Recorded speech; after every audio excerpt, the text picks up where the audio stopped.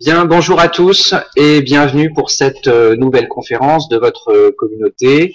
Aujourd'hui, deux communautés sont réunies, donc le réseau eau et le réseau milieu aquatique, pour parler de ce RGPD. Alors, l'entrée en vigueur du règlement général sur la protection des données personnelles, le fameux RGPD, c'est vendredi, ce 25 mai 2018, et il bouleverse les obligations relatives à la protection des données personnelles dans de très nombreux domaines, y compris le domaine de l'eau et les services d'eau et d'assainissement, les services aussi en charge des milieux, n'y échappent pas.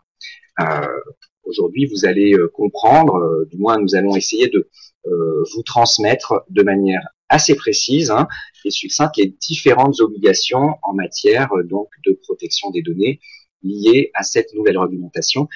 Vous avez donc 2 heures devant vous pour découvrir ce sujet avec Benjamin Carré. Bonjour Benjamin Carré, bonjour maître. Bonjour, bonjour Christophe, bonjour à tous. Je vais vous laisser la parole, mais avant cela, je rappelle à nos participants que vous pouvez interagir avec Maître Carré donc en direct sur le module de chat. Je poserai les questions à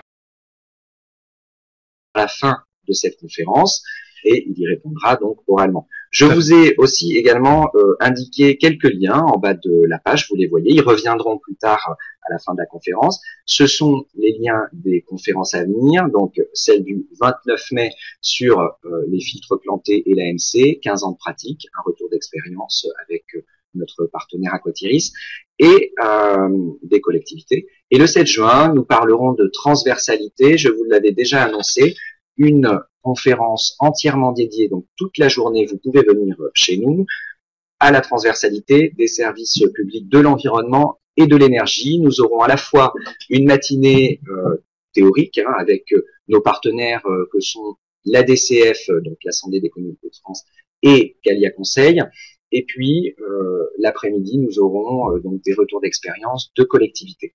Je vous laisse la main, Maître Carré, et je vous souhaite à tous et à toutes une très bonne conférence. Très bien. Merci Christophe. Bonjour à toutes et à tous.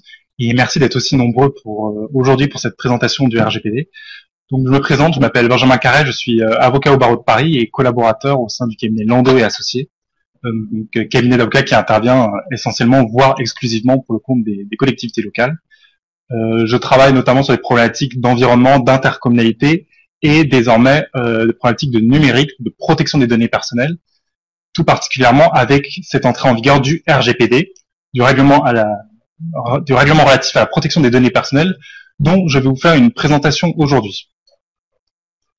Donc, je vous propose de faire une présentation en 3 temps. D'abord, je vais procéder à quelques rappels sommaires. Alors, j'en conviens, pour beaucoup d'entre vous, ce ne seront pas des rappels, mais ce sera une façon pour moi de contextualiser la mise en place de ce RGPD. Ensuite, je pourrai vous présenter de manière la plus détaillée possible, et vous verrez que cette présentation va vous intéresser très vivement, étant donné que les nombreux droits qui y sont consacrés, et les nombreuses obligations auxquelles vous allez être désormais astreintes, vont vous concerner dans la vie de tous les jours. Et enfin, on va détailler, on verra en fonction du temps, processus de mise en place de conformité au RGPD. Donc, d'abord, pour procéder à quelques rappels sommaires, je voudrais simplement dire que le RGPD est une révolution sans être véritablement une révolution, étant donné qu'il y avait, avant cette entrée en vigueur du RGPD, il y avait déjà un système légal de protection des données personnelles, et tout particulièrement en France, ce qui nous intéresse. Alors, vous la connaissez, c'est la loi Informatique et Liberté du 6 janvier 1978. Beaucoup de Français la connaissent. Et en fait, c'est la première loi qui est venue protéger les données personnelles des Français de manière générale et des usagers en particulier. Elle avait été mise en place donc à la fin des années 70 suite à la tentative par le gouvernement sous la présidence de Georges Pompidou de mettre en place le projet Safari. Je ne sais pas si vous avez déjà entendu parler du projet Safari. Safari, ça ne veut pas dire système de navigation de Mac. Safari, ça voulait dire le système d'autorisation voilà, j'oublie forcément le système d'autorisation des formalités administratives et le répertoire des individus. En fait, c'était à l'époque le gouvernement qui, à partir des numéros de sécurité sociale de chacun d'entre nous, tentait d'interconnecter toutes les données personnelles qui pouvaient nous concerner. Ce projet avait été révélé par la presse, par Le Monde en particulier, qui en avait fait la une. C'était la fin du gouvernement de la présidence Pompidou, donc 73-74.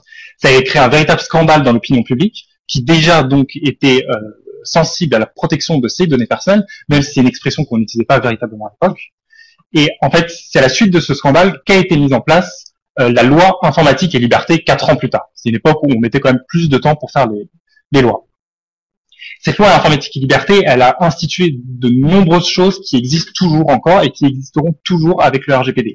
La CNIL, la Commission nationale de l'informatique et liberté, toute la protection, la consécration de la garantie du droit à la vie privée, tout ça, c'est la loi informatique et liberté qui est venue le garantir. Il y a eu de nombreuses modifications au fil en fait des évolutions techniques qui sont intervenues depuis.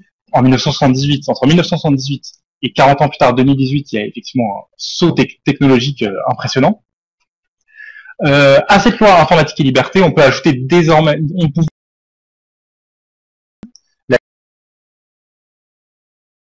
sur la protection des données personnelles, qui en fait venait ajouter un certain nombre de choses, mais qui reprenait beaucoup l'essentiel du droit français, consacré par la loi informatique et liberté, et qui l'a appliqué à l'ensemble du territoire de l'Union européenne de l'époque, de 1995. Et voilà, le temps passe, il y a eu un élargissement de l'Union européenne, il y a eu toujours un accroissement technologique tel que on a été enfin du moins les autorités de l'Union européenne ont trouvé le moment pour créer cette réglementation générale relative à la protection des données personnelles, qui entre donc en vigueur le 25 mai 2018, donc ce vendredi, sans loi de transposition, sans mesure de transposition interne. Elle entrera directement en vigueur. Donc, ce RGPD, il a un objectif, c'est de passer d'un régime de déclaration à une logique de responsabilisation. Alors, peut-être que ça peut vous sembler être du charabia dit comme ça, mais en fait, c'est plutôt simple. Et c'est vraiment la révolution du RGPD. Même si on verra qu'il y a des choses qui ne changent pas, le grand changement avec le RGPD, c'est que avant, donc jusqu'à vendredi, le droit de la protection des données personnelles, c'est un système déclaratif, où ce sont les entreprises, pour vous, les collectivités locales, toutes les personnes responsables de traitement, donc qui traitent des données personnelles, ce qu'on appelle des responsables de traitement, dans le langage juridique adapté, toutes ces personnes-là avaient un système pour garantir la protection des données personnelles relatif à un système déclaratif, notamment auprès de la CNIL. Là, on traitait des données sensibles, il fallait procéder à une déclaration préalable. Tout ce système, il vole en éclats avec le RGPD, qui consacre le principe, alors c'est un mot anglais, le principe d'accountability, qui veut dire en français responsabilisation. Vous verrez qu'il y a beaucoup de mots en anglais, étant donné que c'est du droit de l'Union européenne.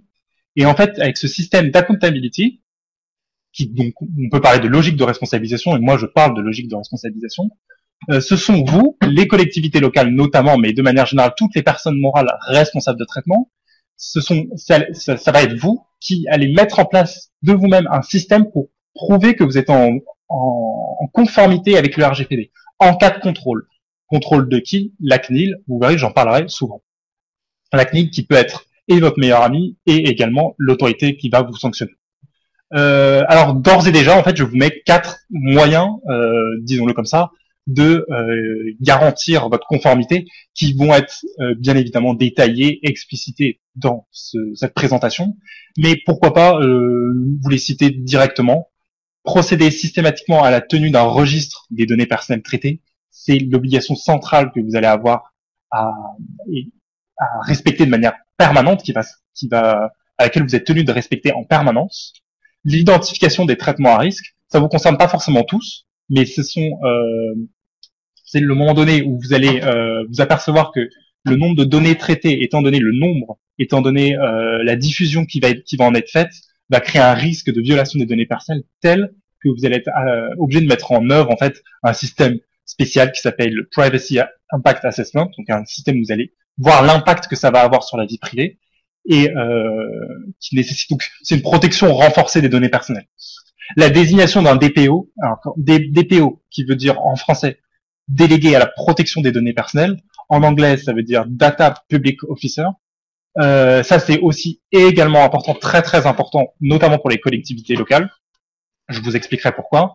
Ça sera donc, ça sera pour vous l'obligation à partir de ce vendredi de désigner quelqu'un en dehors, à l'extérieur, on verra tout ça, de votre collectivité, pour s'assurer, une personne qui va s'assurer de la mise en conformité au RGPD.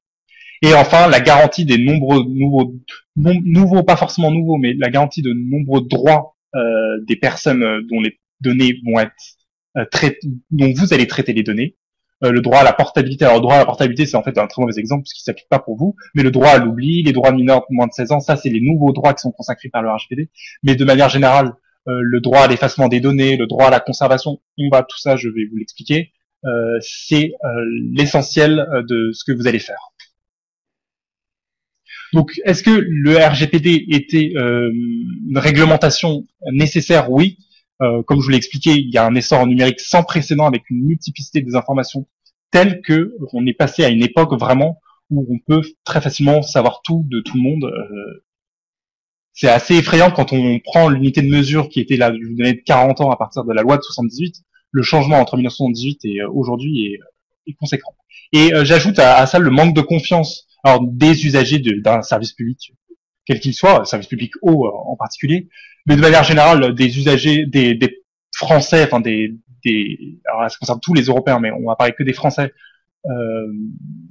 usagers d'Internet ou de manière générale, on a peu confiance dans le traitement de nos données personnelles parce que la réglementation intervient quand même tardivement, plutôt tardivement. On est en 2018 et Internet, même si ça change pas tout, c'est quand même nécessaire de le faire.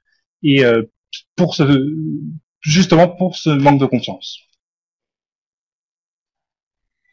Alors, est-ce que le RGPD s'applique au service des eaux pour répondre tout bêtement à l'action? Oui, le RGPD s'applique à toute personne donc qu'on va appeler responsable de traitement, qui est une personne qui va opérer un traitement des données personnelles figurant dans un fichier, sauf là vous avez une liste qui vous a indiqué des exceptions qui exclut l'application du RGPD qui, de manière essentielle, ne va pas vous concerner. Donc les activités qui ne relèvent pas du droit de l'Union, telles la sécurité nationale, ou dans les domaines réservés des États, ou pour un usage personnel ou domestique, puisque les personnes, vous en tant que particulier, si vous voulez savoir tout de suite, en tant que particulier, vous avez des droits protégés, mais vous ne devez pas respecter le RGPD. Tout ça, on exclut du RGPD.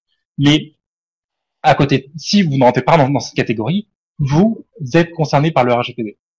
Raison pour laquelle, en fait, on parle beaucoup du RGPD. Je ne sais pas si vous êtes amené vous avez un smartphone avec beaucoup d'applications, mais depuis 1 ou 2 semaines, vous avez beaucoup de mises à jour des réglementations et des accords de confidentialité parce que effectivement, toutes les entreprises se mettent à jour à la page du RGPD.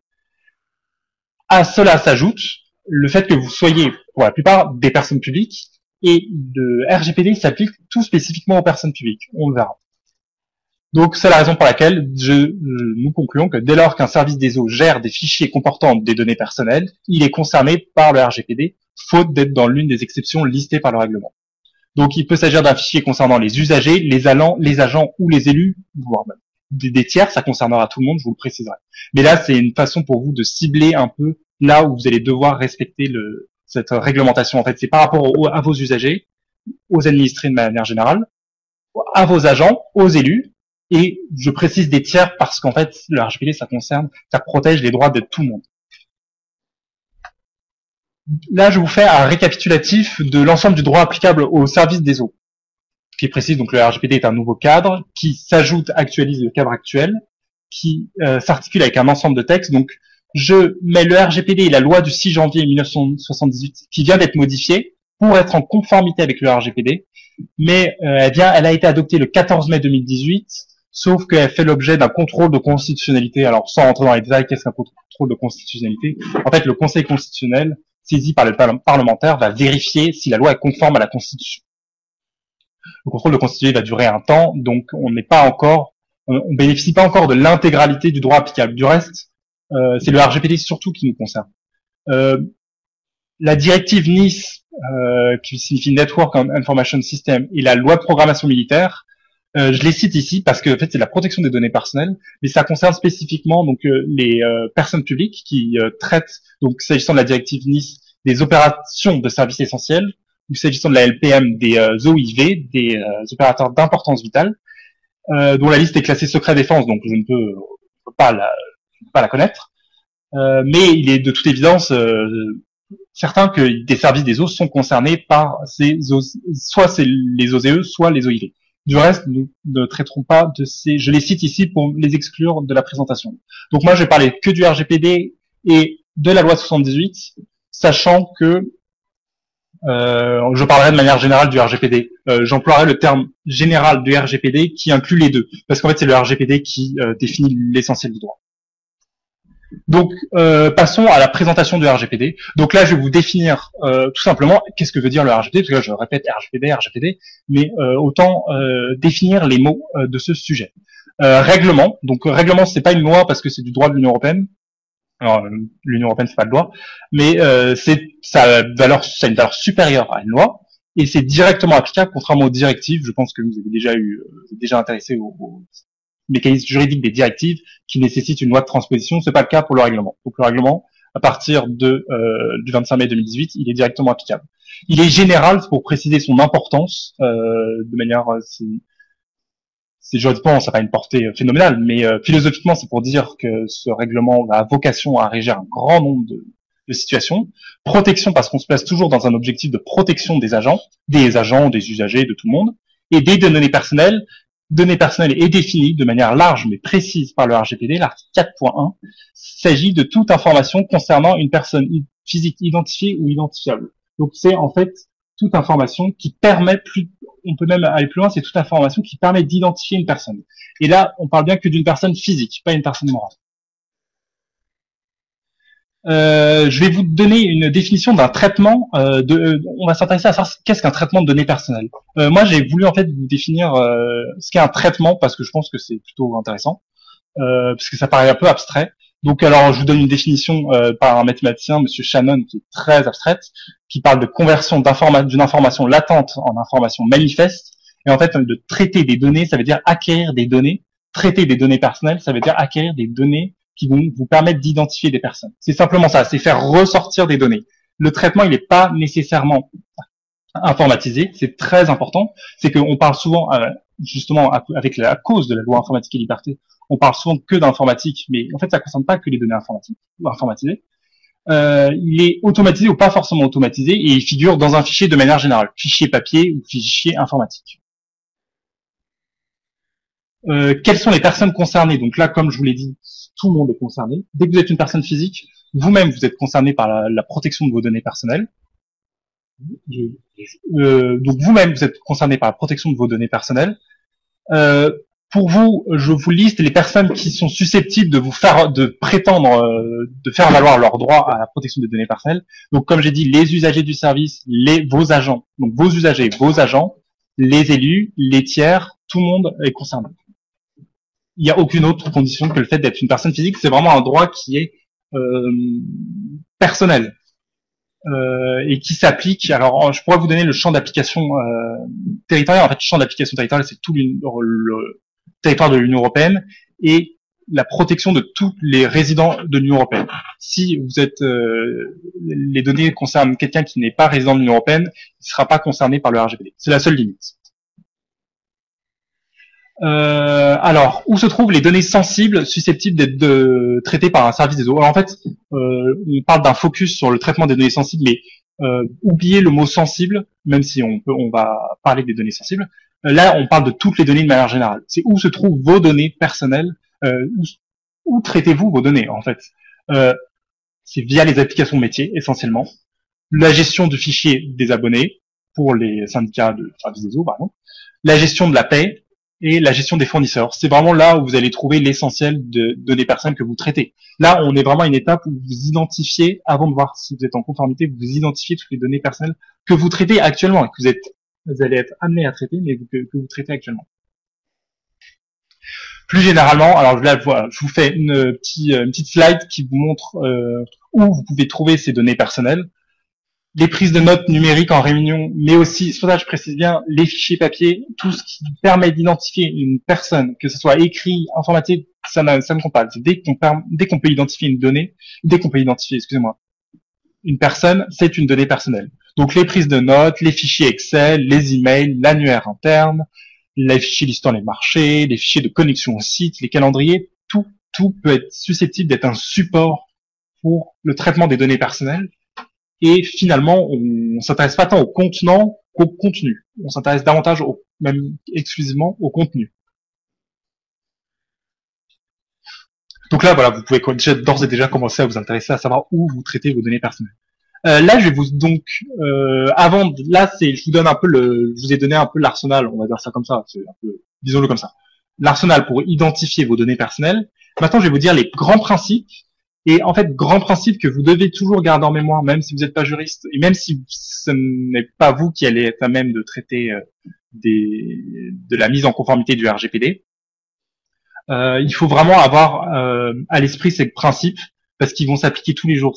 Et du reste, c'est de la logique qui est important pour vous-même dans la vie de tous les jours. Donc c'est vraiment important. Le traitement des données personnelles pour être licite, on parle de traitement licite, on dit pas légal parce qu'en fait légal se rapporte à la loi, comme c'est pas une loi. Bon, c'est la même chose en fait. Le traitement pour qu'il soit licite, c'est-à-dire pour qu'il soit conforme, disons-le comme ça. Il doit se fonder sur une des 6 bases légales, justement, moi je parle de base légale en fait, sur une des 6 bases qui est explicitée par le RGPD, précisément en son article 6. Ces 6 bases, elles sont listées là. Donc je vous l'ai dit, le consentement de l'usager, tout simplement. Le consentement de la personne, là j'ai mis usager, mais c'est la personne concernée par le traitement des données personnelles. L'exécution d'un contrat, l'obligation légale à laquelle vous êtes astreinte de traiter ces données, l'exécution d'une mission d'intérêt public ou relevant de l'autorité publique. Je vous l'ai mis comme l'obligation légale en italique souligné parce qu'en fait, c'est vous ce qui va vous permettre de justifier le plus souvent du traitement de vos données personnelles, étant donné que la plupart d'entre vous, que le service des eaux est une mission d'intérêt public. En fait, cette obligation, vous allez la remplir très facilement. Ça veut pas dire que vous allez être totalement en conformité, mais au moins ça c'est la première chose à savoir. Et ensuite, l'intérêt vital, l'intérêt légitime, c'est un peu plus complexe. On va pas forcément si complexe que ça, mais on va pas ergoter dessus. Restons sur l'exécution d'une mission d'intérêt public. En fait, qu'est-ce que ça veut dire? Si vous n'avez pas le consentement de l'usager, disons-le comme ça, vous pouvez avoir justifié de la licéité de votre traitement, tout simplement parce que vous prétendez et vous justifiez que vous exercez une mission d'intérêt public. Donc, que veulent dire ces 6 bases légales? C'est ce qu'il faut retenir, c'est que le traitement des données personnelles n'est pas nécessairement illicite du seul fait que l'usager n'a pas consenti au traitement de ces données. Ce qui est une chose à savoir parce que c'est pas forcément acquis pour tout le monde. Et on pense que c'est le consentement qui est la reine des preuves, mais non, pas nécessairement. Donc ça, le principe de licéité du traitement, c'est une chose qui est évidente, mais qui reste à savoir. Là, le principe de la finalité des traitements, là aussi, je vais toujours vous dire, gardez ça en tête, mais bon, là, c'est vraiment garder-le en tête. S'il y a une seule chose à savoir, disons-le comme ça, c'est le principe de la finalité des traitements. Je vous ai même écrit l'article qui le consacre, donc c'est l'article 5 du RGPD. Donc lisons-le ensemble. Les données personnelles ne sont collectées que pour une finalité déterminée, explicite et légitime, et ne sont pas traitées ultérieurement de façon incompatible avec cette finalité. En fait, c'est ce principe qui va déterminer, et de ce principe vont découler les autres principes relatifs à la mise en conformité du RGPD. C'est vraiment la pierre angulaire de la protection des données personnelles. C'est le principe à savoir. Il faut respecter la finalité du fichier. On ne fait pas un fichier pour rien. La finalité d'un fichier, c'est sa raison d'être. C'est pourquoi a-t-il été fait, et donc cette finalité doit être déterminée, explicite et légitime. Ça va déterminer les autres principes, tels que la minimisation des données, l'exactitude des données, la durée de conservation des données. Ça, ce sont des principes, on va les voir tout de suite. Et ces principes, en fait, découlent du principe selon lequel un fichier ne peut pas être utilisé pour d'autres raisons que sa raison première qui a été déjà bien déterminée, explicite et légitime. Ça, dès que vous avez bien déterminé cette finalité, en fait, vous pouvez déterminer l'étendue des données personnelles que vous allez traiter et les minimiser. Vous pouvez bien déterminer les identifier et donc s'assurer qu'elles sont bien exactes, déterminer la durée pour laquelle elles doivent être conservées, ces données personnelles. Donc voilà, ça, ce sont ces autres principes. Donc, ces principes sont listés ici, dans ce tableau. Je vous ai pas parlé du principe de loyauté et transparence, parce qu'en fait, c'est un principe qui est consacré par le RGPD, évidemment. Mais c'est difficile à définir autrement que dire les données doivent être traitées de manière transparente. Alors, ça vient un peu avec, on verra, le droit d'accès, le droit à l'information qu'ont les personnes concernées par le traitement des données personnelles. Mais du reste, c'est un principe général. Les principes qui sont en rouge sont en fait les principes généraux. Licéité, loyauté et transparence, limitation des finalités. Ensuite, les autres principes, minimisation des données, exactitude des données, conservation des données, et sécurité et confidentialité des données, sont des principes qui, comme je l'ai dit, découlent des premiers, et notamment le principe de la limitation des données. Donc je pense que je vous les ai déjà plus ou moins explicités, alors peut-être qu'on peut revenir sur chacun d'entre eux. Donc, le principe de la minimisation des données est le principe selon lequel les données doivent être pertinentes, adéquates et surtout limitées à ce qui est nécessaire au regard de la finalité, au regard de la raison pour laquelle la donnée est traitée. Le principe d'exactitude des données, comme son nom l'indique, signifie que les données traitées doivent être exactes. Donc, en fait, les données doivent bien permettre l'identification de la personne concernée. La conservation des données signifie que les données ne peuvent être conservées que pendant une durée n'excédant pas celle nécessaire au regard des finalités.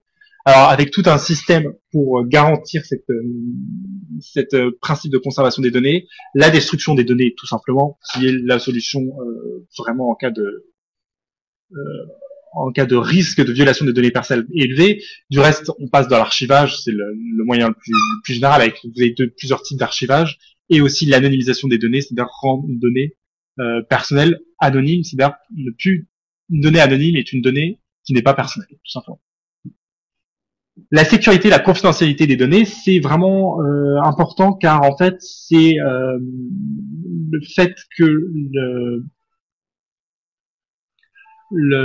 aujourd'hui, avec le système de hackage, de piratage, on a des systèmes qui sont de moins en moins sûrs. Donc, on garantit ce principe selon lequel vous devez, en tant que responsable de traitement, garantir que le fichier ne sorte pas de vos locaux, disons-le comme ça, de vos locaux numériques.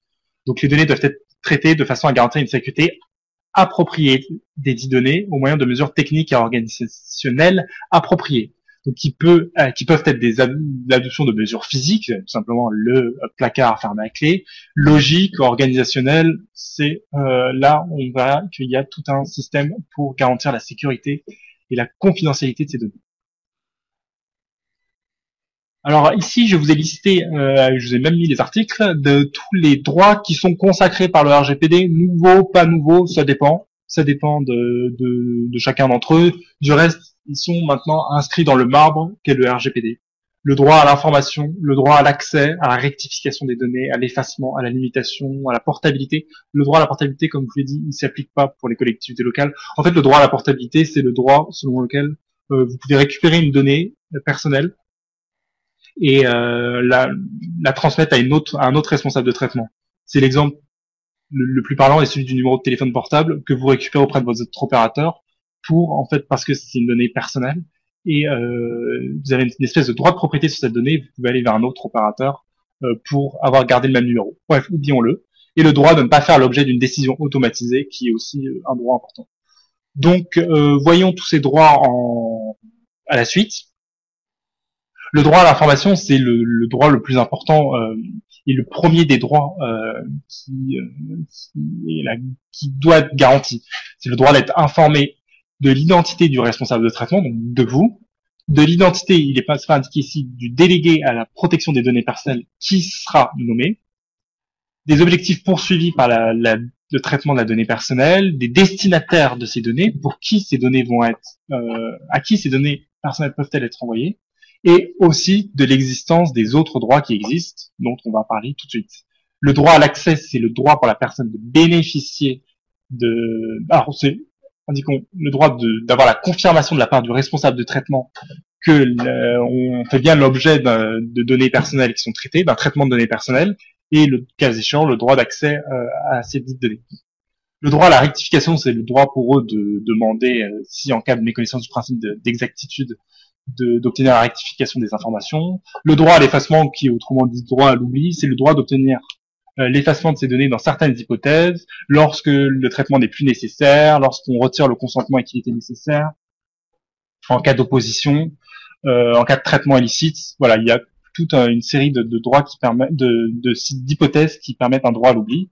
Le droit à la limitation, alors c'est pas le droit à la limitation des finalités, mais c'est le droit à la limitation de l'utilisation des données personnelles dans certaines hypothèses. Donc, en cas de contestation de l'exactitude des données pendant sa vérification, en cas de traitement illicite, en cas d'absence de nécessité de la part du syndicat, alors vous parlez simplement d'hypothèse du syndicat, mais de manière générale de la collectivité locale, en cas de nécessité de la part de votre part, mais pas de la personne concernée, tout ça ce sont des hypothèses dans lesquelles les données ne peuvent plus être traitées sauf pour leur conservation et avec le consentement de la personne concernée ou pour des motifs spécifiques. Et le droit d'opposition, qui n'est pas un droit qui concerne tant les autorités publiques, c'est le droit de demander de plus faire l'objet de traitement de données personnelles dans des cas très spécifiques ou de leur prospection, ce qui n'est pas le cas, j'imagine bien, pour les collectivités locales. Donc ces droits seront les droits que vont rapidement connaître, croyez-le bien, les usagers et de manière générale tout le monde, toute personne bien renseignée sur le RGPD.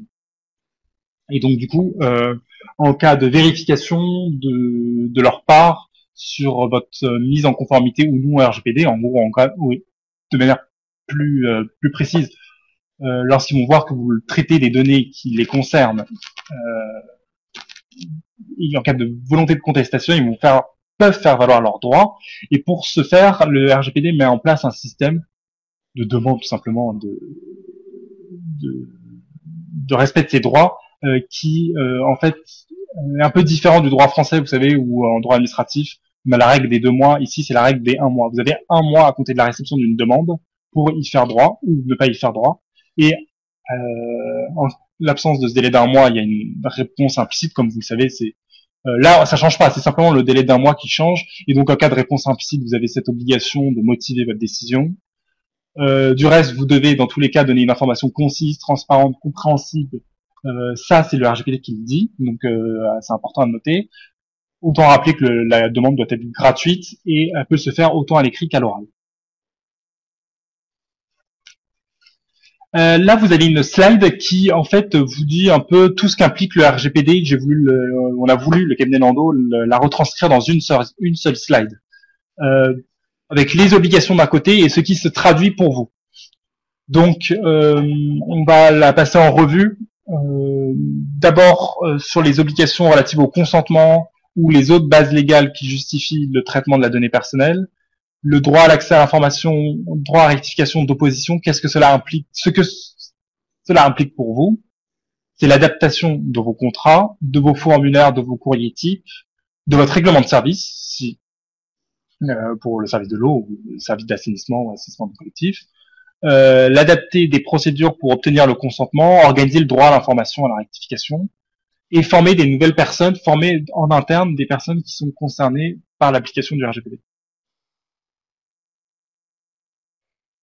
Toujours ensuite, lorsque vous collectez des données, toujours se garantir la licéité, la collecte loyale et transparente de ces données.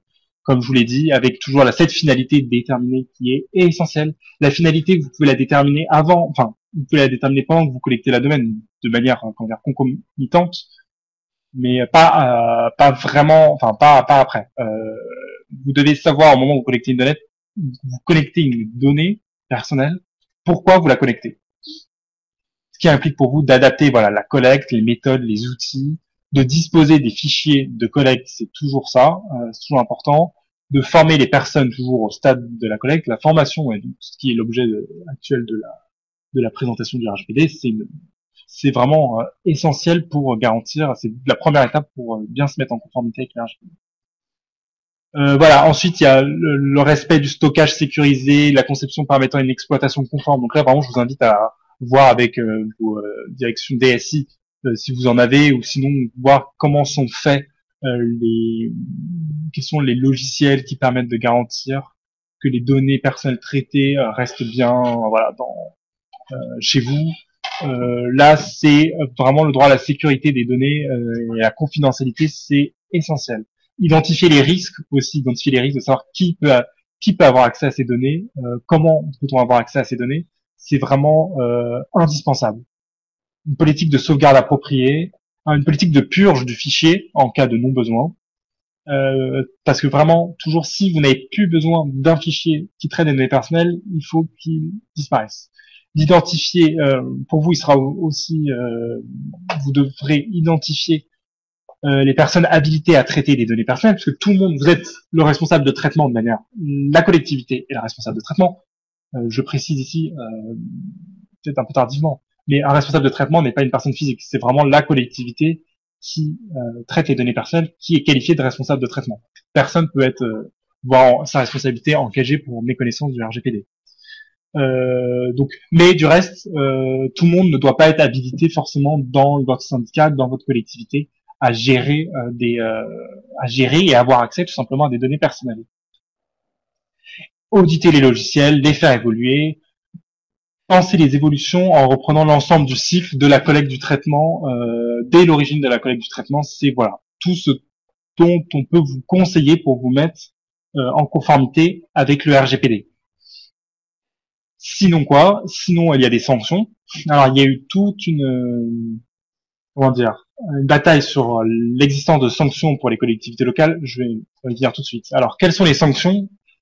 C'est oui 20 millions d'euros. Donc c'est dit comme ça paraît assez absurde. Et comment un syndicat des eaux ou une communauté de communes peut être condamné à 20 millions d'euros? En fait, la sanction va jusqu'à 20 millions d'euros. Et le choix de mettre une sanction aussi élevée est pour l'instant un signe de la volonté de mettre en place une vraie protection des données personnelles, protection effective. Du reste, on peut pas vous donner, il n'y a pas eu de sanctions qui sont, par définition, le RGPD n'étant pas entré en vigueur, il n'y a pas eu de sanctions qui est intervenue, donc on peut pas vous donner d'exemple. Mais la CNIL a indiqué à plusieurs reprises qu'elle n'était pas là pour faire que de l'accompagnement et qu'elle était là pour sanctionner. Donc, il faut tordre le cou à l'idée selon laquelle, parce que l'entrée en vigueur arrive très vite et que tout le monde n'est pas, loin de là, tout le monde n'est pas en conformité avec le RGPD, la CNIL ne sanctionnera pas ou non, c'est faux. La CNIL va sanctionner, c'est évident. Quand est-ce qu'elle va sanctionner? Peut-être pas samedi, il y aura peut-être pas les premières sanctions qui tomberont, j'en sais rien. Du reste, il faut montrer qu'on a mis en œuvre un processus pour se mettre en conformité au RGPD. Je précise à ce point que la loi qui a modifié la loi informatique et liberté, les sénateurs en fait, lorsque la loi était passée devant le Sénat, c'était un projet de loi donc, c'était passé devant le Sénat, on avait tenté d'absoudre les collectivités locales et leurs groupements de sanctions financières. Parce que justement les sénateurs avaient conclu que vraiment c'était trop tard pour se mettre en conformité et qu'il y avait encore, alors que le RGPD a été quand même adopté en 2016. Du reste, on n'en parle que maintenant. Bon, alors du coup le gouvernement avait accepté. En fait, en commission mixte paritaire, l'Assemblée nationale a refusé catégoriquement. Il y a un refus. La loi telle qu'adoptée prévoit donc les sanctions. Elle va passer devant le Conseil constitutionnel, mais c'est pas le Conseil constitutionnel. Là, je m'avance, mais c'est à mon avis, c'est mon avis de juriste. C'est pas le Conseil constitutionnel qui va censurer la loi pour inconstitutionnalité en tant qu'elle impose des sanctions financières. Donc, il y aura des sanctions financières. Il y a des sanctions financières qui sont prévues par le RGPD et que la loi de informatique et liberté telle que modifiée par la loi du 14 mai 2018 relative à la protection des données personnelles, je ne sais plus le début de ma phrase, mais il y aura des sanctions. Et la loi française n'y fera pas obstacle.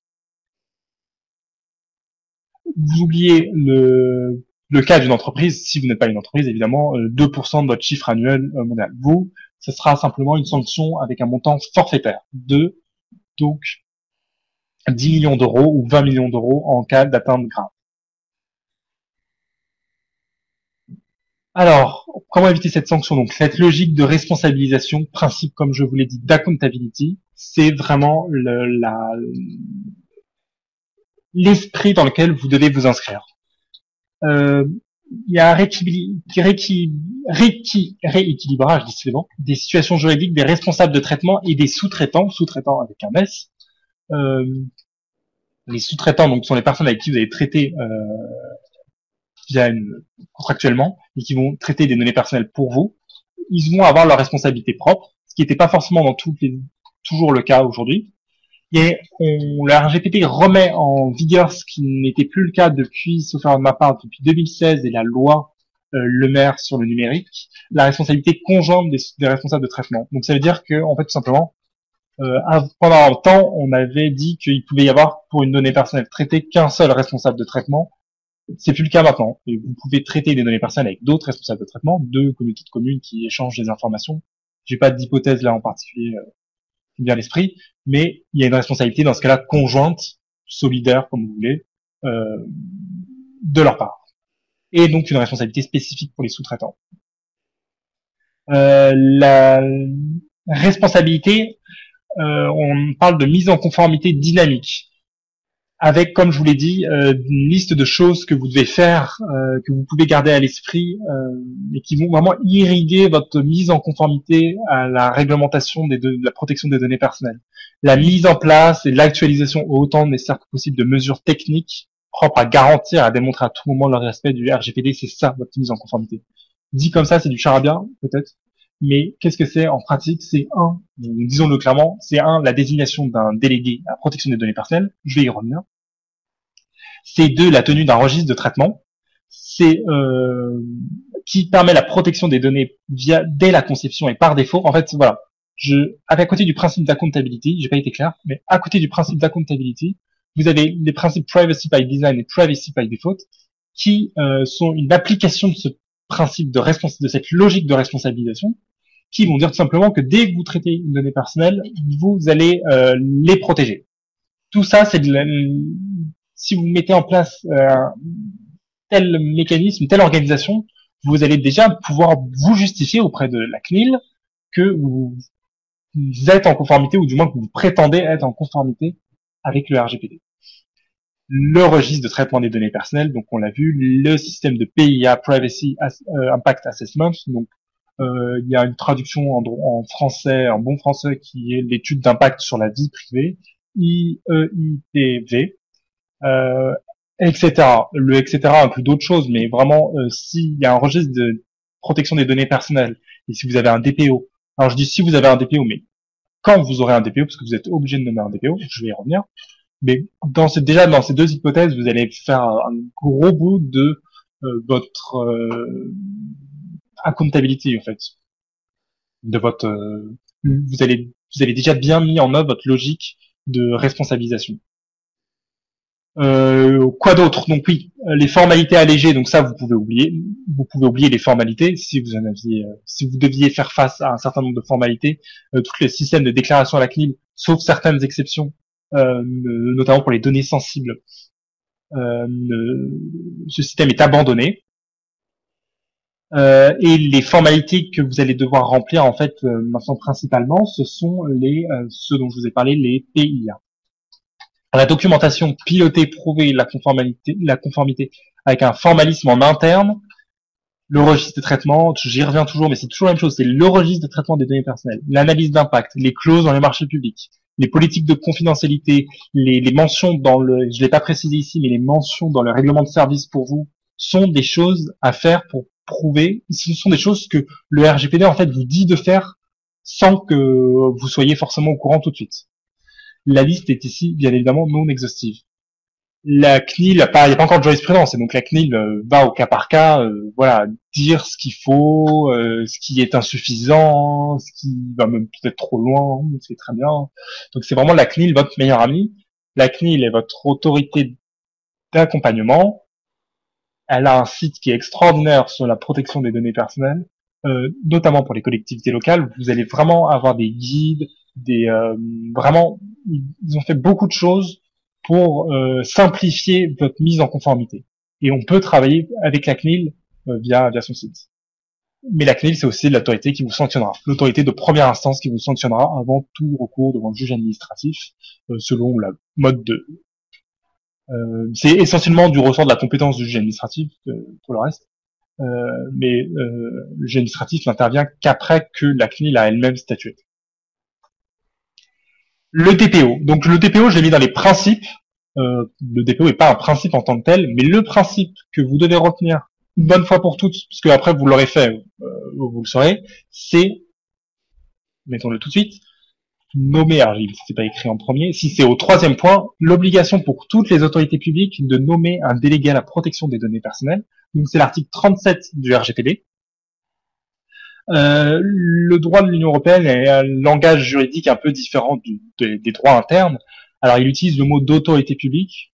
Que devez-vous entendre par autorité publique? Les personnes publiques en droit interne. C'est-à-dire énormément de monde en fait en droit français, étant donné qu'il y a un nombre incroyable, nombre très important de communes, de petites communes. Donc là, je m'adresse tout particulièrement aux communes qui nous écoutent, soit qu'il s'agisse de communes donc de 20 habitants ou de métropole, la métropole du Grand Paris.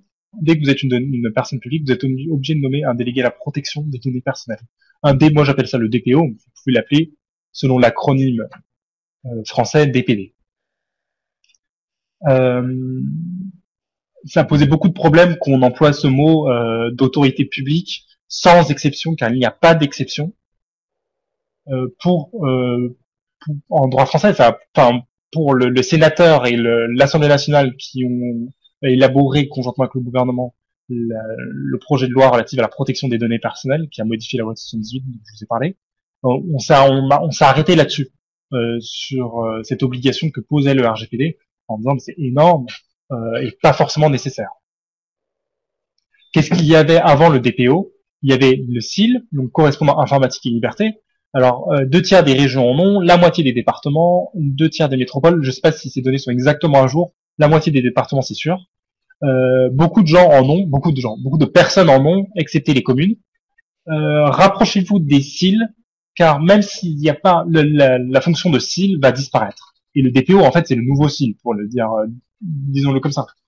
Et c'est pas prévu de changement. La loi française ne prévoit pas une substitution de plein droit du DPO au CIL, mais c'est ce qui va advenir très probablement c'est ce qui est la logique en tout cas à suivre. Donc il faudra se rapprocher de ces CIL pour voir s'ils ne pourront pas être votre DPO.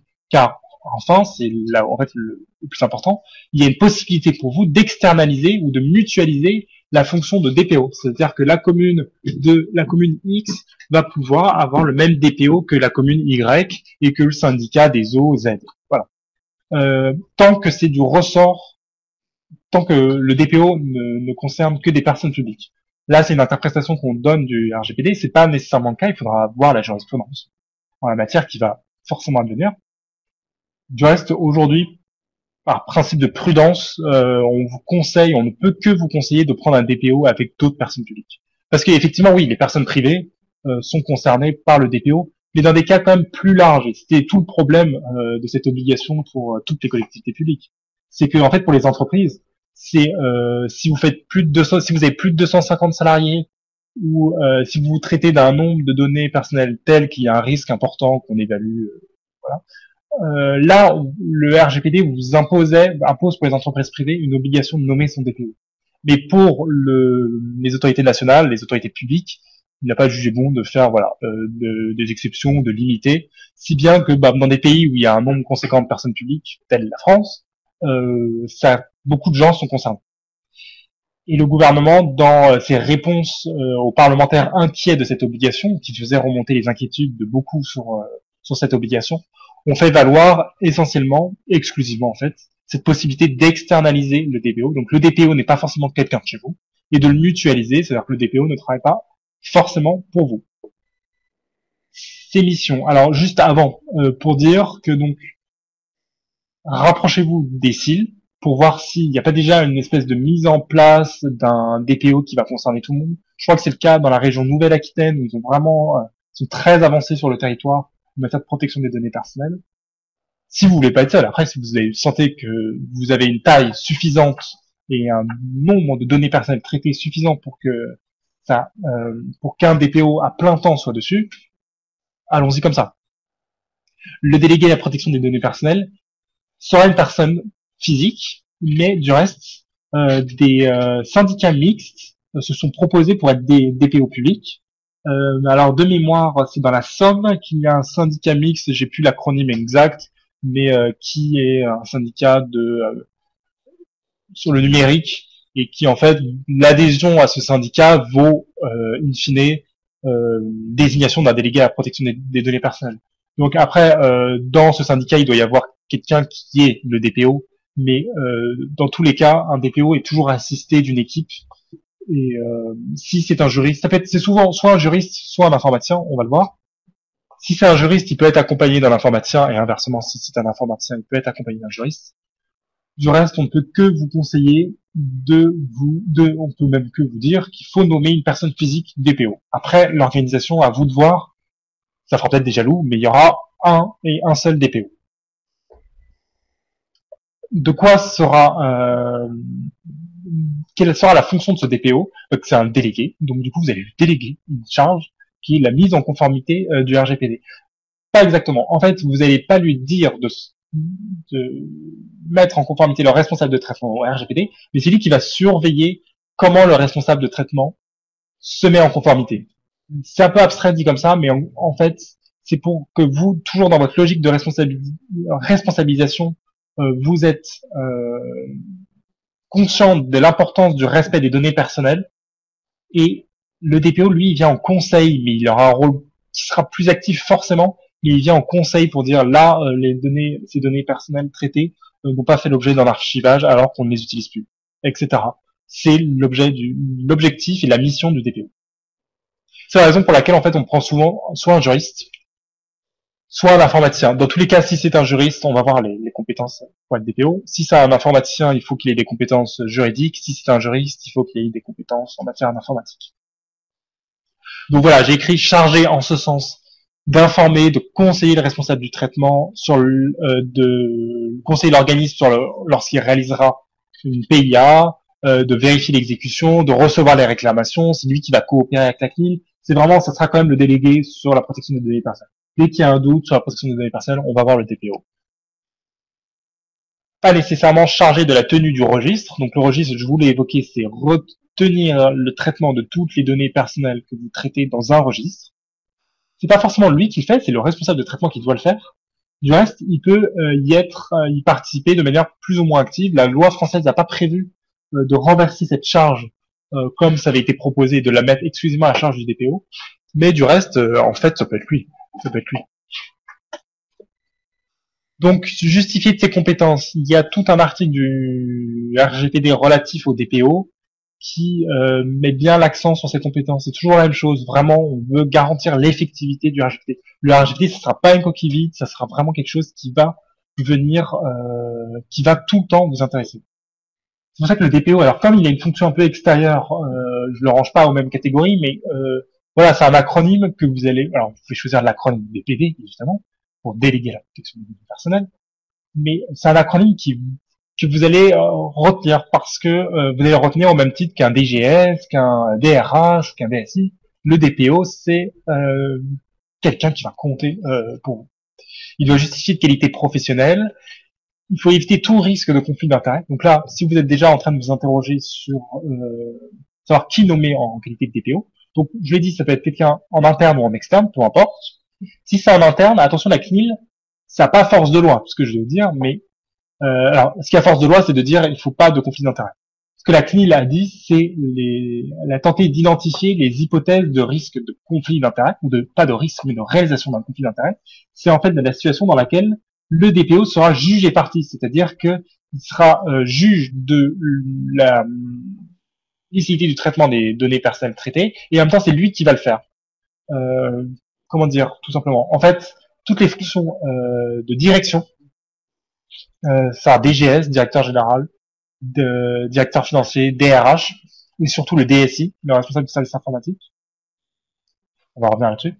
Toutes ces fonctions, qui sont des fonctions de direction qui amènent à traiter des données personnelles, on les déconseille plutôt on déconseille plutôt à ces personnes d'être le DPO. Ça dépend des enjeux, ça dépend du nombre de données personnelles traitées, c'est toujours la même chose. Mais par principe, on part du postulat de déconseiller qu'une mission de direction soit qu'une personne chargée d'une mission de direction soit le DPO du responsable de traitement. C'est la question qui se pose le plus souvent, c'est pour les DSI effectivement et pour tous les responsables de services informatiques. On nous a souvent posé la question en nous disant est-ce que moi je peux être DPO ou je suis responsable de service informatique de tel comité d'agglomération ou de tel syndicat. On peut que dire en principe c'est déconseillé. C'est pas Le RGPD ne dit pas non, mais c'est vivement déconseillé. Il faut qu'il bénéficie de moyens matériels, organisationnels, de ressources, d'un positionnement suffisant pour assurer sa mission. Si je le précise là, c'est parce que c'est le RGPD qui le précise lui-même. Si le RGPD le précise lui-même, c'est-à-dire que ça veut dire que le DPO, c'est pas, s'il est mutualisé, externalisé, c'est pas un numéro de téléphone lointain avec une personne dont on ignore ni le nom, ni le, voilà, le DPO doit être quelqu'un de connu qui bénéficie des moyens suffisants pour vous contrôler. Ces coordonnées doivent être publiques et communiquées, et il doit avoir traité, généralement, là on le précise, mais parce que c'est pas forcément, c'est pas précisé par le RGPD, mais on le rattache à la direction générale. Sa responsabilité n'est pas la responsabilité du responsable de traitement. Le fait d'avoir désigné un DPO ne vous décharge pas de votre responsabilité de responsable de traitement. Quand je dis vous, c'est la collectivité de manière générale. Enfin, de manière générale. C'est pas vous en tant que personne physique, entendons-nous bien. Le DPO, il a sa propre responsabilité, mais qui n'est pas la même. Il a sa responsabilité, en fait, en tant que personne chargée de s'assurer de la mise en conformité du RGPD, qui est pas la même chose que personne qui est chargée de voir, de contrôler la mise en conformité de la collectivité au RGPD, qui est pas la même chose de la personne qui est chargée de la mise en conformité du RGPD. Donc il a sa responsabilité qui est uniquement dévolue dans le cadre des missions qui lui sont dévolues. Et surtout donc, comme je l'ai dit, ça ne l'exonère pas de sa responsabilité, de la responsabilité du responsable de traitement. Donc là, on va passer à la troisième étape, qui est l'étape donc sur la. Alors j'ai passé. Comment pour vous se mettre en conformité au RGPD. Je vous ai listé 6 étapes qui sont, je crois, sauf erreur de ma part, les étapes déjà listées par la CNIL, donc histoire qu'il n'y ait pas de confusion. Alors parfois on en met 6, parfois on en met 5. En gros, c'est la même chose. Comme je vous ai dit pour le principe de limitation des données, si vous devez retenir, disons, une deuxième chose de ma présentation, ce sont ces 6 étapes. La mise en route, désigner un pilote de projet. Alors on peut le faire comme ça, ou directement désigner votre DPO. Pour le 25 mai 2018, vous avez encore le temps, mine de rien. Sinon, vous le ferez après. Qu'est-ce que je peux vous dire d'autre? Voilà. Si vous ne désignez pas avant, vous désignez après. Vous êtes obligé de le désigner. Mettre en place le registre des traitements des données personnelles. La cartographie de vos données de traitement personnel, c'est la même chose, en fait. La cartographie, le registre, c'est, vous allez voir dans tous vos logiciels, dans toutes vos bases de données, dans toutes les applications métiers où vous avez des données qui permettent d'identifier une personne physique. Dès que vous l'avez, hop, vous faites un registre où vous contenez ces données. Ensuite, vous regardez, vous priorisez les actions à mettre en œuvre, c'est-à-dire quels sont les risques les plus élevés de violation des données personnelles en fait. Est-ce que c'est de la part des usagers ou est-ce que c'est de la part de mes agents? Voilà, vous faites tout un plan d'action, vous gérez ces risques. Vous organisez donc voilà des processus internes et donc vous pouvez éditer, vous revoyez vos actes alors, réglementaires et aussi vos contrats. On va voir après les contrats. Donc par exemple votre règlement de service, vous revoyez votre règlement de service qui aura un article relatif à la mise en conformité, relatif au respect des données personnelles par la collectivité locale, et vous documentez la conformité. Donc tant dans les registres de traitement, analyse d'impact, que dans vos contrats avec vos sous-traitants. Et vous établissez une espèce de procédure interne en cas de violation des données. Vous établissez un fichier modèle type de recueil de consentement d'une personne concernée par les données personnelles, qui dit aussi que si la personne ne justifie pas de son consentement, eh bien on justifiera par l'exercice d'une mission de service public, par exemple. Voilà, il y a tout un tas de choses à mettre en œuvre qui est listé, voilà, ici, dans cette slide. Là, c'est Christian Regard qui travaille avec le cabinet Landau et Associés, qui vous a mis un retour d'expérience sur une mise en conformité d'une grande ville de France au RGPD. Alors en fait, il est parti sur le travail de l'existence qui existait déjà et sur les nouvelles règles internes. Donc on peut voir ensemble voilà la mise en conformité des traitements avec le registre. C'est toujours la même chose qui revient en fait. Le registre des traitements, les études d'impact sur la vie privée si nécessaire, qui doivent être faits.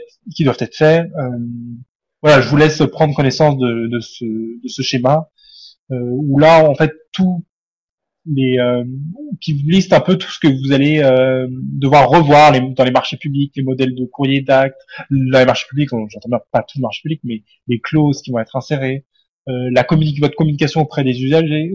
Déjà, on peut vous conseiller de faire une réponse type en cas de sollicitation de la part d'une personne qui prétendrait à ce que de leurs données d'une de ces données personnelles soit méconnue.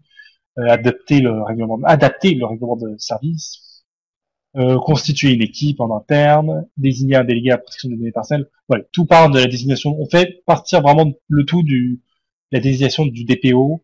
Le DPO lui-même, il va pas tant mettre en œuvre, mais dire comment se mettre en œuvre. Donc c'est plutôt, voilà, c'est pas lui qui édite les actes, qui revoit lui-même, mais c'est lui qui conseille. On va voir, si on a encore le temps, on peut voir chacune de ces étapes. Donc, comme je l'ai dit, le délégué à la protection des données personnelles, obligatoire pour vous, article 37 du RGPD, si vous êtes une autorité publique, si vous êtes une personne publique. Dans les collectivités locales, comme je vous l'ai indiqué, il existe déjà des CIL correspondant à informatique et liberté, donc qui seront, selon toute logique, amenés à être votre DPO. La possibilité de le mutualiser, de l'externaliser. Je pense j'ai à peu près tout dit sur le délégué à la protection des données personnelles. La constitution d'une équipe pluridisciplinaire autour du DPO, donc qui est faite si vous adhérez à un syndicat qui exercera cette fonction de DPO pour vous, pour votre compte. Donc voilà, ça c'est suivant vraiment votre taille en fait et le nombre de données personnelles que vous traitez. On préconise souvent, alors quand je dis on, c'est le cabinet Landau et associé, mais c'est aussi la CNIL et surtout la CNIL qui préconise de prendre à minima un informaticien et un juriste. De mémoire, la moitié des DPO, des CIL aujourd'hui sont des juristes et la moitié, enfin ça se répartit vraiment pas parfaitement, mais à parts égales. La moitié sont des juristes et la moitié sont des informaticiens. Structure informelle de coopération transversale entre services. Structure informelle, c'est toujours la même chose, c'est parce que on vous dit qu'il faut nommer une seule personne physique en qualité de DPO. La cartographie des traitements de données déjà existants. Donc après que vous avez nommé votre DPO, voilà, cette étape fondamentale qui va consister en recensement de toutes les données personnelles que vous traitez. Donc dans vos applications métiers, comme je le dis, dans vos fichiers de gestion de paye, dans tout. Alors vous pouvez les classer selon qu'il s'agisse.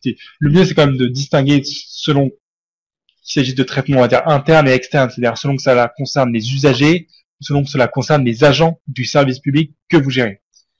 Répertorier, analyser le fonctionnement, voir dans quelle mesure, quelles sont les mesures à prendre pour que ces traitements soient en conformité. C'est vraiment le gros du travail. Comme je vous dis, c'est difficile de donner des exemples sans être parfaitement exhaustif, car si vous êtes dans une petite structure, parfois ça consiste simplement à tout mettre dans un fichier Excel et garantir que le fichier Excel, revoir les mots de passe. Oui, c'est vraiment pour la sécurité, pour garantir la sécurité de ce fichier. C'est vraiment des choses comme ça que un informaticien est d'ailleurs plus à même qu'un juriste que de conseiller. C'est revoir les mots de passe et mettre en œuvre un mot de passe différent des mots de passe actuels qui peuvent être tout bêtes. Tout ça, c'est de la mise en conformité au règlement général de la protection des données personnelles. Quel type de traitement, quel mode d'hébergement, faut-il faire une étude d'impact sur la vie privée? L'étude d'impact sur la vie privée, elle intervient en cas de pas de traitement des données sensibles. Je vous ai pas expliqué ce qu'était une donnée sensible, je vais le faire. Mais en cas de en cas de risque important élevé de violation des données personnelles. Donc quand vous sentez que vous traitez un nombre de données personnelles et que vous allez avoir du mal à justifier de sa licéité ou que vous allez l'utiliser, vous l'avez utilisé et que en fait vous n'avez plus besoin, qu'il n'y ait plus de finalité, il y a tout un processus de faire une étude d'impact qui est très bien décrit sur le site de la CNIL, pour lequel vraiment je peux que vous conseiller je peux que vous renvoyer sur le site de la CNIL qui met les formulaires types pour faire une telle étude. Et voilà, et je vous ai pas précisé les données sensibles parce qu'effectivement les données sensibles sont pas forcément les données où les services des eaux sont les plus concernés. En fait, les données sensibles sont limitativement énumérées dans le RGPD. C'est les données relatives aux croyances religieuses, philosophiques, à l'appartenance ethnique. Alors, on dit appartenance ethnique en langage droit de l'Union européenne. En français, on dit jamais ça. On dit appartenance réelle ou supposée à une le terme exact. A priori, je suppose que vous n'avez pas à traiter de ces données personnelles. Du reste, si vous avez à traiter de données sensibles, le principe c'est le consentement. C'est toujours le consentement de la personne concernée par le traitement des données. En fait, si on ne fait pas non plus si je vous ai pas fait de topo spécifique sur les données sensibles, c'est parce que le RGPD n'ajoute pas grand-chose à ce qui existe déjà sur le régime de protection des données sensibles. Il ajoute simplement qui sont les deux types de données sensibles, qui sont les données relatives aux empreintes génétiques. Et le second, donc qui ajoute simplement les données génétiques sont des données qualifiées comme sensibles. Mais là encore, je doute que les collectivités locales, dans leur mission du service, dans l'exercice de leur mission d'eau, ont affaire à de telles données.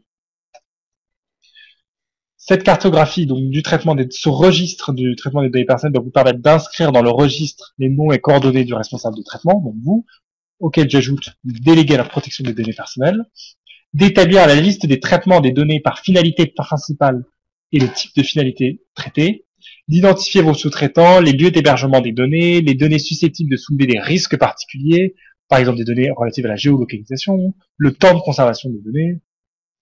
Tout ça, c'est dans votre registre. Voilà. Dans le cadre d'une collectivité territoriale, l'appréciation des risques doit normalement conduire à une modération des risques engendrés par les traitements. Donc, en fait, déjà, le fait d'avoir fait un registre des traitements des données personnelles après les avoir cartographiés, doit déjà, vous avez déjà fait la moitié du travail. C'est ce que pense la CNIL et c'est pas dit comme ça, mais c'est pour dire que vous avez déjà pu voir si vous êtes en conformité ou non avec le RGPD.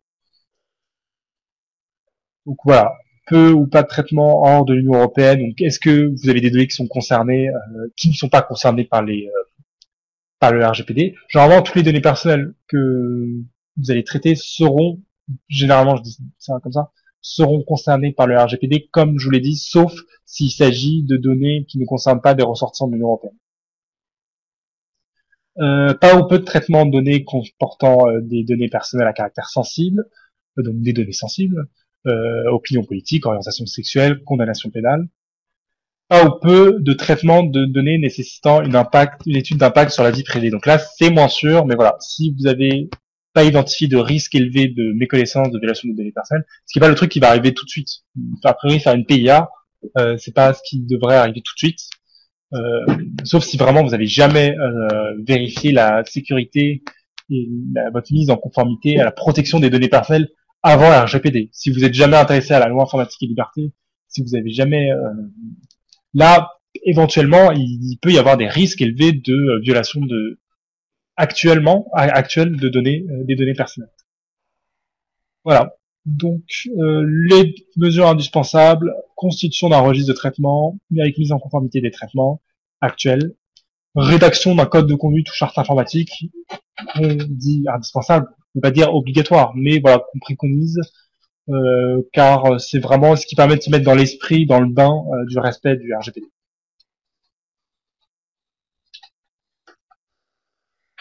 Le contenu du registre, donc que doit contenir le registre? Alors là, on a 3 slides. Donc on a un volet récapitulatif des données personnelles traitées. Le registre, c'est pas la boîte à chaussures où vous mettez toutes les données, vous traitez et vous les classez pas. Vous identifiez l'auteur du traitement, les acteurs, la finalité du traitement, s'il y a un transfert hors de l'Union européenne, parce qu'il y a des dispositions spécifiques en cas de transfert hors de l'Union européenne. Là encore, j'ose imaginer que c'est pas une hypothèse qui s'applique le plus souvent pour votre cas. Est-ce que ces données sont sensibles ou non sensibles? C'est vraiment votre manière à vous. Vous pouvez vous organiser de la manière que vous voulez. Et voilà, il faut organiser votre registre. C'est le principe même du registre, pour le reste.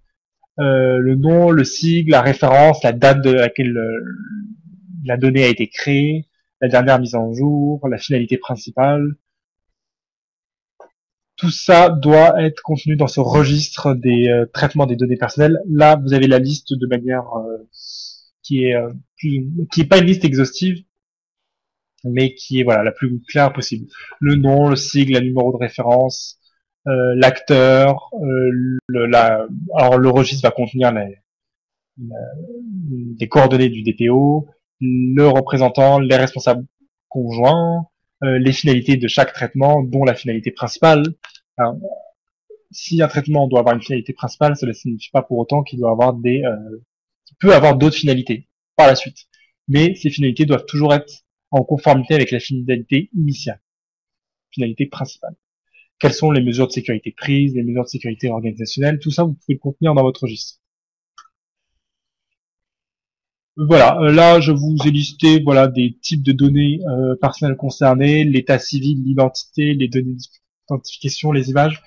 C'est toute la vie, tout ce qui a trait à la vie personnelle, tout ce que je vous ai écrit ici, ce sont en fait toutes les données qui permettent d'identifier une personne, qui la rendent identifiable. Il y a d'autres données, l'adresse, je crois pas que j'ai indiqué l'adresse, mais l'adresse est une donnée qui permet d'identifier une personne. L'adresse IP, les revenus, la situation financière, vraiment tout ça, ce sont des données personnelles. J'avais cité l'exemple du numéro de téléphone, mais voilà, les données personnelles, c'est pas que le nom et le prénom, c'est loin de là. Les données de localisation, les données de consommation d'eau sont des données personnelles. Pour donner l'exemple le plus concret pour les services d'eau. On vous préconise également de mettre en place une communication dans le cadre de votre mise en conformité au RGPD. Donc, à l'exception des services informatiques et de quelques initiés, force est de constater que le nouveau cadre juridique qu'est le RGPD reste peu connu, et peut-être même s'il est connu, c'est surtout des particuliers qui s'y intéressent, peut-être davantage que des entreprises. Alors, c'est ce que je disais il y a encore un an, c'est faux aujourd'hui, étant donné que vraiment depuis 2 mois, on n'entend plus que ça parler du RGPD. Voilà, cette communication, ça va permettre de sensibiliser. Ça peut être une communication en interne pour former, sensibiliser vos agents qui vont traiter des données personnelles à respecter le RGPD sans l'apprendre par cœur. Du reste, apprendre, comme je vous l'ai dit, les grands principes et à tout le moins la philosophie, c'est-à-dire une donnée personnelle qui est une donnée qui permet d'identifier une personne. Une personne doit avoir une finalité déjà déterminée, explicite et légitime. C'est vraiment ce que tout le monde doit savoir.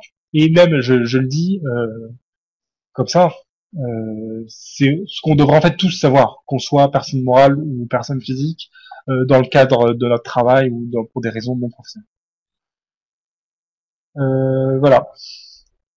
Peu de communes ou peu d'intercommunalités ont en fait en mémoire cette date du 25 mai 2018 comme date limite de mise en conformité au RGPD. Alors actuellement, si vous venez d'apprendre qu'il faut vous mettre en conformité, si vous venez d'apprendre ce qu'est le RGPD et vous voyez qu'il faut vous mettre en conformité avant vendredi, ça peut être effrayant.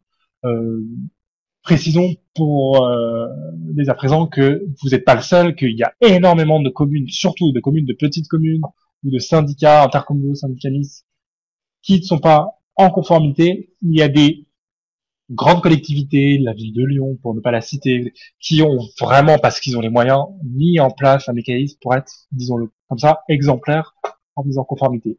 Mais vous êtes, si vous n'êtes pas en conformité encore avec le RGPD, vous n'êtes pas le seul, donc rassurez-vous. C'est pas pour autant que je dis qu'il n'y aura pas de sanctions qui tomberont, mais la CNIL est parfaitement au courant, mais simplement, en fait, on a, pour dire les choses de manière concrète, on n'a pas arrêté de demander à la CNIL si on pouvait avoir un peu un délai pour se mettre en conformité. Déjà, précisons que le RGPD, il date pas du 25 mai 2018. Le RGPD, il date du 16 avril 2016. Du 14 avril, enfin, il date d'avril 2016. Et comme je vous ai dit, un règlement, c'est directement applicable. Donc, en fait, le RGPD devait être directement applicable à compter d'avril 2016. Et il a été reporté. Et donc, du coup, demander encore des reports, c'est quelque chose qui commence, les autorités telles que la CNIL, qui ne font que ça toute la journée, pour qui c'est vraiment le cœur de métier, commence à se dire, voilà, commence à presser. Si bien que, donc, pour en venir à là, il y a une interview de la présidente de la CNIL, Madame Falk-Perrotin, qui, dans le journal Les Échos, avait précisé que, oui, la CNIL était là pour sanctionner, qui était là pour accompagner, mais aussi pour sanctionner. Alors, je le dis et je retranscris ces propos comme tels, pas pour faire peur, mais simplement parce que voilà, comment je les interprète, c'est pour dire, et peut-être qu'on va pas vous sanctionner tout de suite de manière forte, pas tout le monde, mais on prend ça au sérieux, donc prenez ça au sérieux et faites ça dans le meilleur délai et prouvez toujours vous avez pour objectif d'être dans une logique de responsabilisation. Et la responsabilisation, c'est toujours, c'est facile à mettre en œuvre, ça peut se mettre en œuvre tout de suite. Voilà, la formation et la sensibilisation des équipes, c'est toujours la même chose.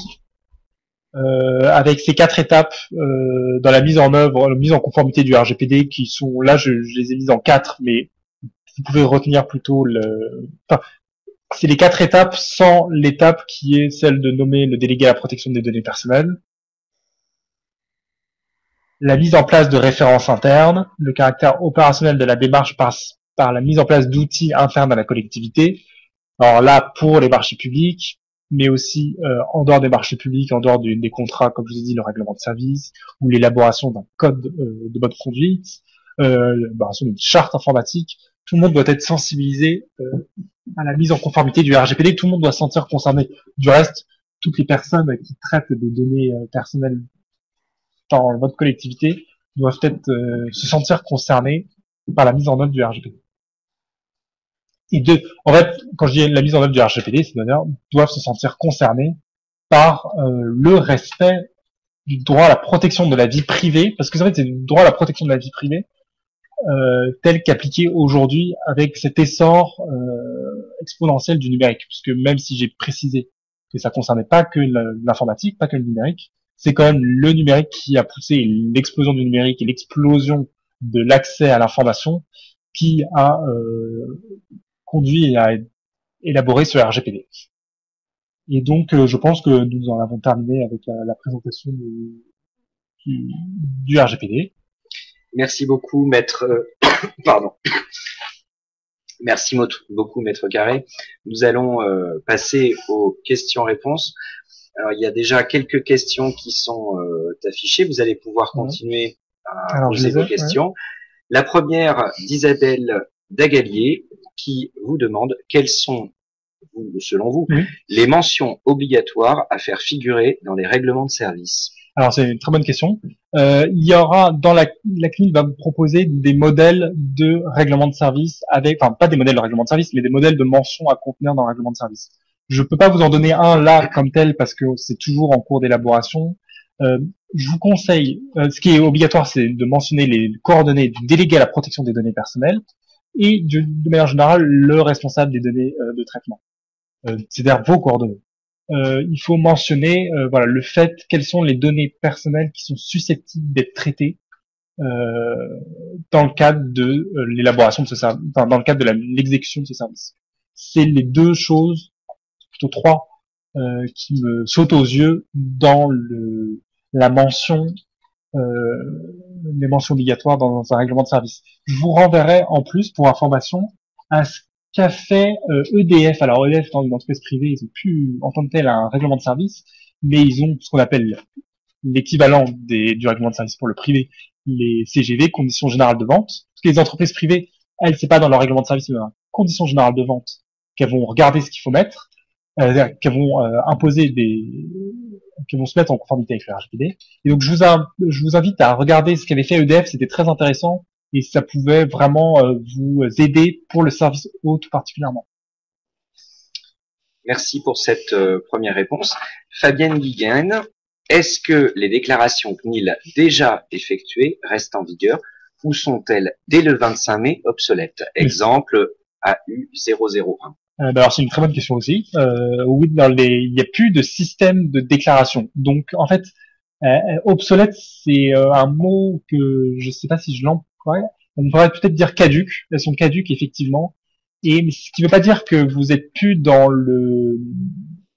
que la donnée personnelle que traiter va être illicite. Mais en fait, on n'en a plus besoin. On n'a plus besoin de ce registre, sauf pour certaines exceptions, notamment pour les données très sensibles. Où là il y a encore le système de déclaration auprès de la CNIL.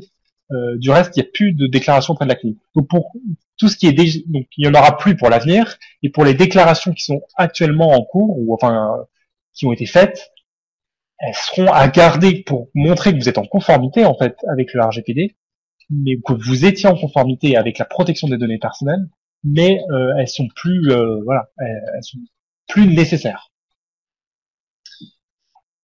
Troisième question, toujours de Fabienne Guiguin. Le fait que la CNIL accompagne et soit responsable aussi des sanctions ne risque pas de rendre difficile l'application du RGPD? C'est une très bonne question aussi. Oui et non. En fait, la CNIL va pas être juge et partie. Elle va être juge et avant d'être juge, accompagnateur. Alors, est-ce que quelqu'un qui accompagne et qui ensuite juge, est-ce que ça peut poser problème?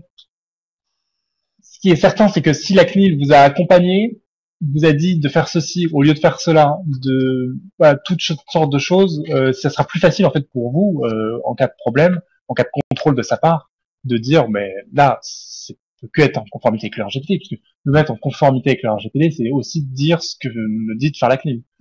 En soi, ça n'a pas été vu comme tel, mais c'est un bon point de vue, mais c'est pas vu comme ça. Et le législateur, quand il a voulu répondre, enfin le gouvernement, quand il a voulu répondre aux parlementaires qui faisaient état des inquiétudes pour la mise en conformité du RGPD, il a vraiment insisté sur le rôle de la CNIL. Donc, tout porte à croire que c'est la CNIL qui va faire ces deux rôles, qui va main de velours dans un grand fer. Comme ça. Une question d'Olivier Saison. En cas de délégation d'un service public, d'eau ou d'assainissement, qui est comptable au titre du RGPD? Alors, le délégataire ou la collectivité, et là, dans ce cas précis, si c'est la collectivité, est-ce que ce sera la direction concernée ou le département de Petite Couronne? Alors, autre très bonne question. Là, en fait, en cas de délégation de service public, on ne peut pas. Là, je peux pas vous dire. Et j'ai encore écouté hier une juriste de la CNIL à qui on posait cette question. On ne sait pas si le cas d'une délégation de service public caractérise une situation responsable de traitement sous-traitant. Si c'est le cas, il y a deux responsabilités. La responsabilité du concessionnaire, parce que on parle de concession, et de celui qui a la délégation de service public en tant que sous-traitant. Si c'est pas le cas, il faudrait plutôt, mais là c'est vraiment par intuition, c'est plutôt le responsable de traitement. Le responsable de traitement sera plutôt la collectivité.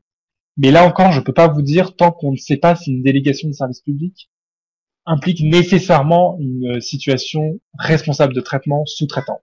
Et ensuite, si c'est la collectivité, donc partons plutôt sur l'exemple de la collectivité responsable.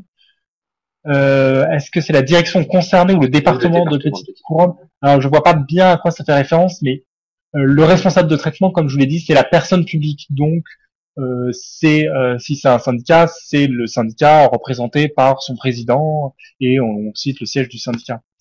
Même si on est dans le cas d'une grande collectivité qui a plusieurs services déconcentrés, je pense que c'est ce à quoi on fait référence. Ça reste la personne morale qui est la collectivité.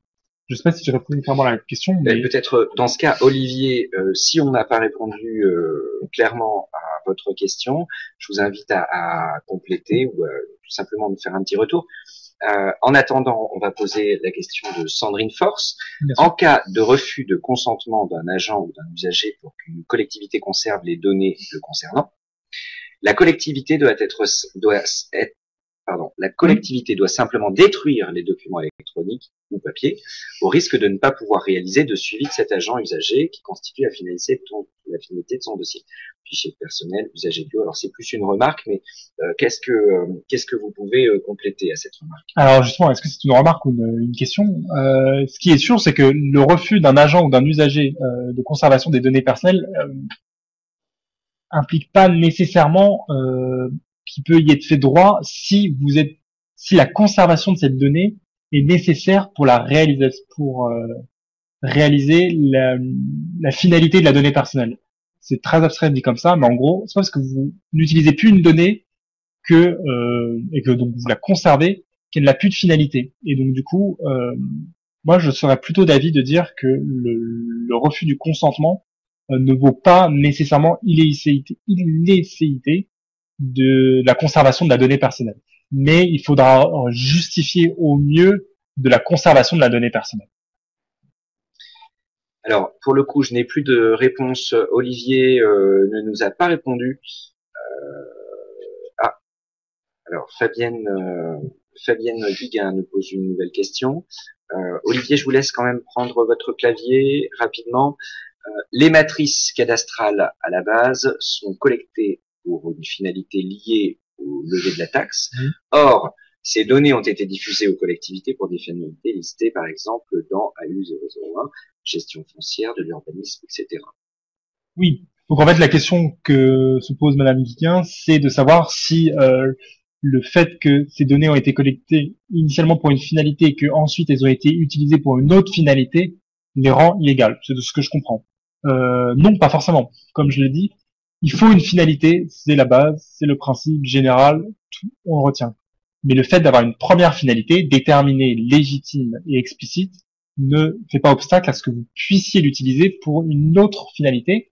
Et alors là, la condition, je vous la cite, c'est que cette seconde finalité respecte la première. C'est compliqué à voir à quoi ça peut correspondre, à quoi ça peut bien correspondre, mais en fait, l'exemple que vous citez, madame, a l'air plutôt d'être un exemple où la seconde finalité respecte la première. Parce que si on est dans le cadre général de l'urbanisme, euh, le cas où on respecte pas les finalités, la première finalité, c'est le cas où un maire va utiliser le fichier, je ne sais pas, des élèves de la cantine, des cantines scolaires, et qui va l'utiliser pour envoyer ensuite des prospectus aux parents. Voilà, c'est toutes sortes de choses. Là, on n'est vraiment pas dans le respect de la finalité initiale du fichier.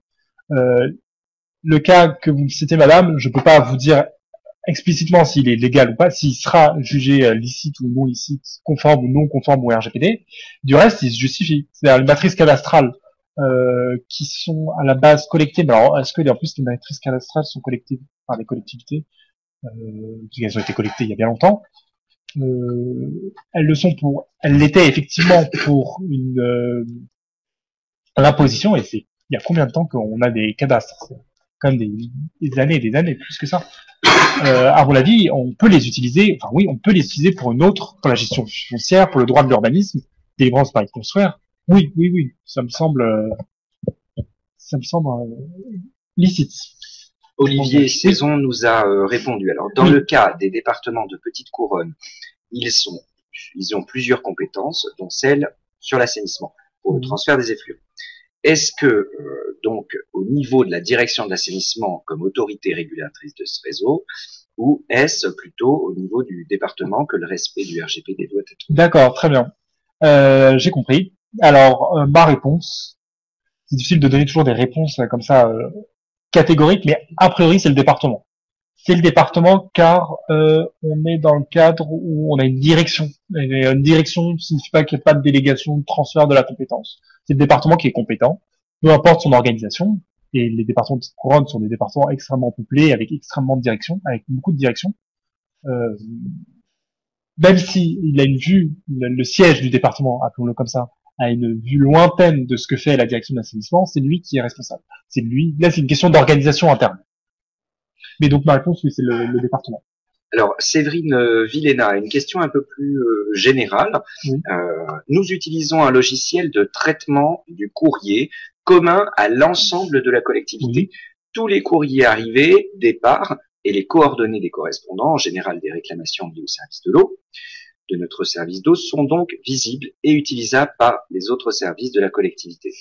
Ce logiciel de traitement du courrier est-il en adéquation avec le RGPD?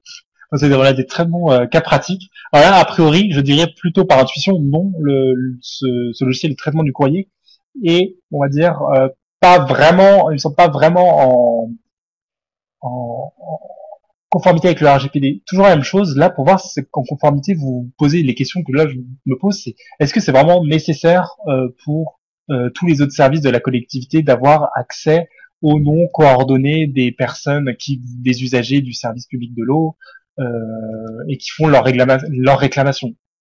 Non, a priori non. Il y a des services qui sont pas du tout intéressés par ça et qui peuvent y avoir accès, c'est un problème. Alors, moi, je vais vous poser, moi, je ne vois plus de questions. Vous avez les remerciements d'Olivier Saison. En attendant, on va attendre encore une petite minute pour voir s'il y a d'autres questions. J'avais une question dans le cadre d'une d'un travail en commun entre les CCAS et les services d'eau, par exemple pour le cas de tarification sociale ou d'aide donc à la facture d'eau, au paiement des factures d'eau. Donc il y a un certain nombre de données sensibles et de données personnelles qui sont échangées.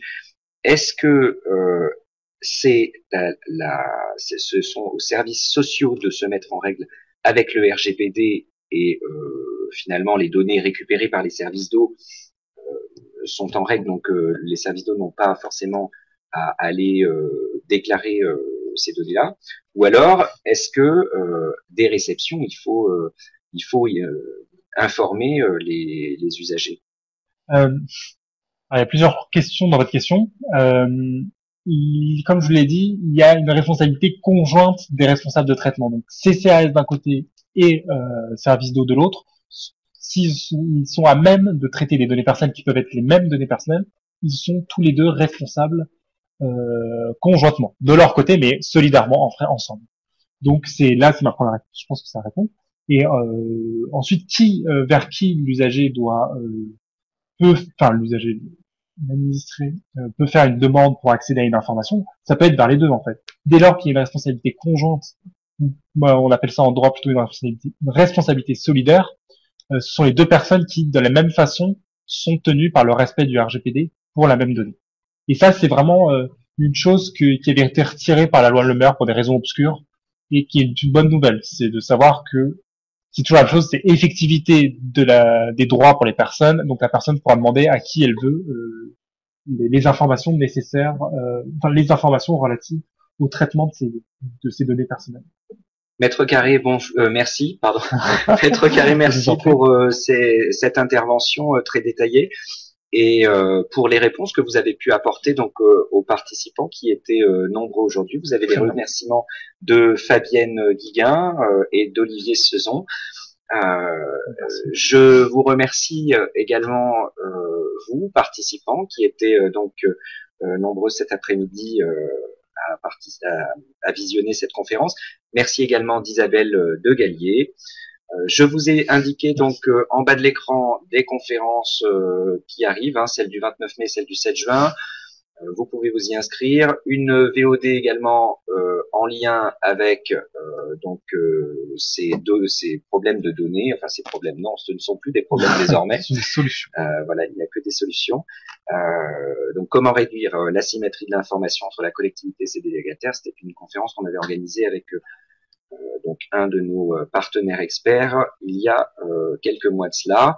Sandrine Force vous remercie, Valérie You merci beaucoup, c'était très éclairant. Séverine Villena, merci. Je vous laisse le questionnaire de satisfaction que vous connaissez. Vous n'avez plus qu'à cocher. Est-ce que la conférence vous a répondu à vos attentes? Oui, non. Alors là, vous pouvez nous indiquer votre réponse. Si nous n'avons pas répondu à vos attentes, ou même si nous n'avons répondu que partiellement à vos attentes, j'aimerais que vous puissiez nous dire pourquoi. Parce que, comme ça, on reviendra vers vous et on essayera de répondre au mieux à vos interrogations. Vous avez une deuxième question, c'est des questions en suspens. Donc c'est là. Dans le cas où vous êtes partiellement ou même voire pas du tout satisfait, ça peut arriver. Dans ce cas-là, je vous invite à remplir cette deuxième question qui s'appelle des questions en suspens. Au moins, ça pourra nous éclairer et on reviendra vers vous rapidement. Dernière chose, si vous étiez plusieurs, c'est assez important. On vous envoie des attestations de présence aux formations. On fait d'ailleurs des statistiques et on fait des bilans pour vos organismes en fin d'année. Donc, précisez bien qui était avec vous, combien de collègues et donc leur nom, prénom, etc., leurs coordonnées pour qu'on puisse les noter comme présents.